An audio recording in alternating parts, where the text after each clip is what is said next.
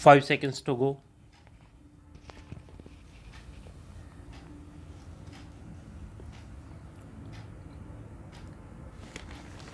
Start.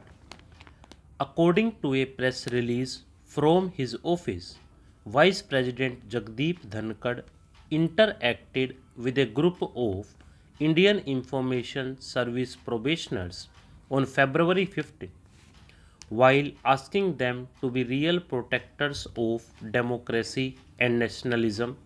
He described the dumping of information as another way of invasion, and he called for bold and effective steps to neutralize it. The Vice President further underlined the need to remain alert to counter the doctored narratives to run down India's growth story. The Vice President's formulations indicate that for him, dumping of information implies doctored narratives that just as dumping of goods damages a country's industry, the dumping of information through which doctored narratives are spread is designed to damage a country, including its economy. And since dumping of information is an invasion, it needs to be robustly and immediately countered. The remarks came a day after the survey began of the BBC offices in Delhi and Mumbai to ascertain if the organization had infringed provisions of India's tax laws. It would not be completely illogical to infer that perhaps he was indirectly referring and approving the need for strong action to counter BBC's doctored narratives. It can be no one's case that any organization, Indian or foreign, should be allowed to break Indian laws, including those relating to taxation. Any action necessary to ensure adherence to Indian laws should be taken. However, in the BBC matter, the perception that the action was a consequence of its documentaries, India, the Modi question, is and will continue to remain strong despite the Indian revenue authorities officially stating the survey had led to indications that tax had not been paid on certain remittances, and several discrepancies and inconsistencies with transfer pricing documentation had also emerged.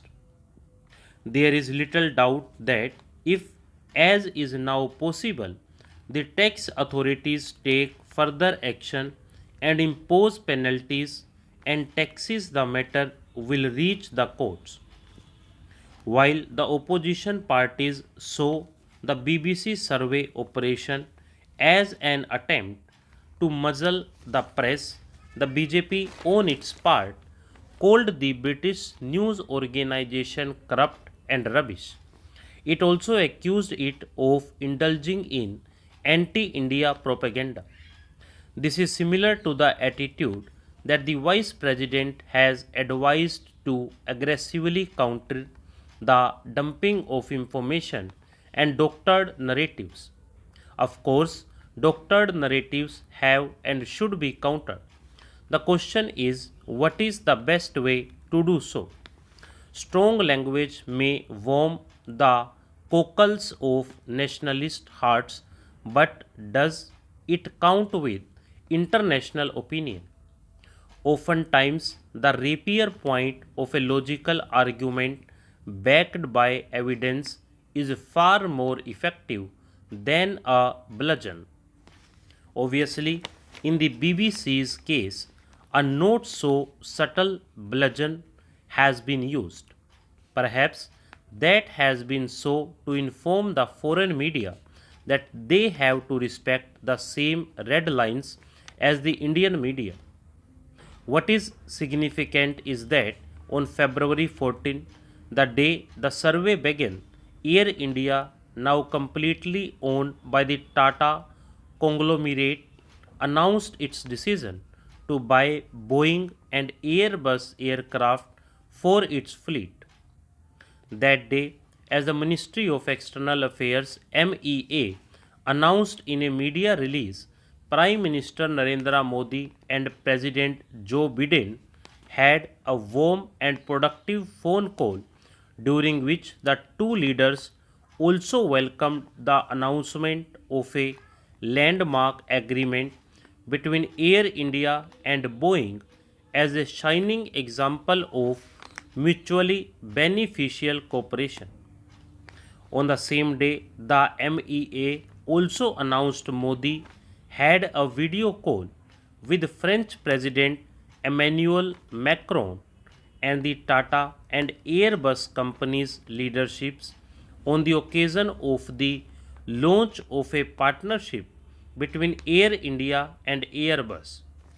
Now, while Airbus aircraft are equipped with British Rolls Royce engines, the fact that Modi decided to engage with the US and French presidents on what is essentially a commercial deal between companies was an unmistakable message to the British government and industry to rein in its media organizations so that they do not cross India's current red lines. Of course, political leaders encourage bilateral and multilateral commercial activities between their companies, invite investments, and sometimes their governments iron out difficulties which may be coming in the way of specific business arrangements. However, seldom do they engage themselves so directly as Biden, Macron, and Modi did on February 14. For the former two, Air India's decisions would result in direct manufacturing jobs, but in Modi's case, that would not be so, though the growth in aviation would lead to economic growth. The Modi government has upped the ante with the BBC in particular and the foreign media in general on anti-India and especially anti-Modi reporting. The tax authorities' surveys and the official statement at their conclusion demonstrate that. It is interesting that no Western government, not even the British, was critical of the survey. That will fortify the Modi government's belief that so long as the Indian market can confer advantages to Western commerce and industry, the West's liberal media's criticism of its policies and actions need not be taken seriously.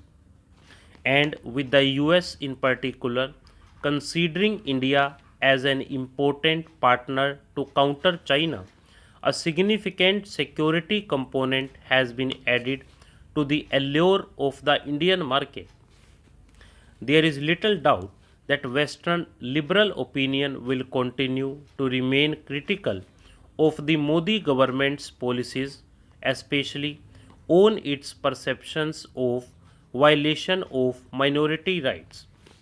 It strongly appears that the government has decided that it will completely disregard Western liberal opinion and media because it is convinced that they cannot harm India's growing ties with the Western world. However, the tax survey against the BBC indicates that that disregard will turn to punitive action not only against the erring media organization but against that country's business when red lines are crossed. This approach may work, but its efficacy is always uncertain. This is because both media and business lobbies can sometimes put unbearable pressures on Western governments not to allow India to get away with its carrot and stick policies. Thus, the Vice President's advice and the government's approaches have to be leavened with prudence. Stop.